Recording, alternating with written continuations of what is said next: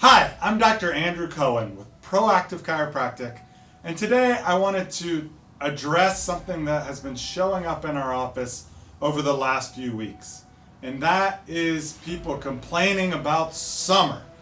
Yes, summer's here. I know it's tough to tell by the long sleeves, but that's how we do it in San Francisco.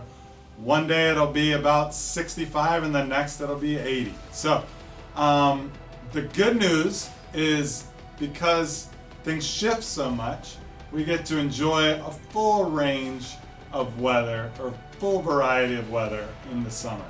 The downside of that is we're constantly dealing with these old windows.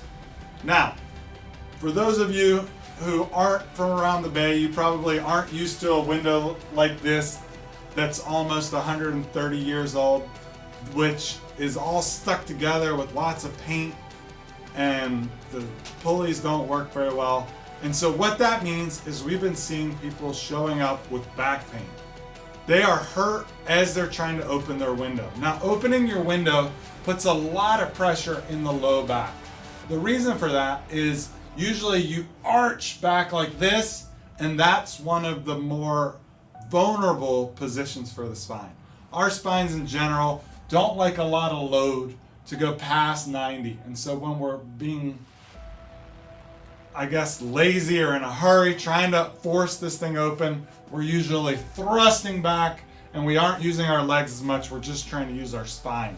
So we can overextend and jam the spinal joints. That's a problem. The other thing is you're usually addressing it from a position where you haven't done any kind of a warm-up. Maybe you've been sitting and working at your computer for a long time, you hop up, and then you need to open it. So seriously, we have had 3 patients in the last 7 to 10 days show up with intense low back pain, sciatica, traveling all the way down to their foot. So I reached out to a friend of mine who actually runs a painting company in San Francisco, and what he told me is there's 3 tricks.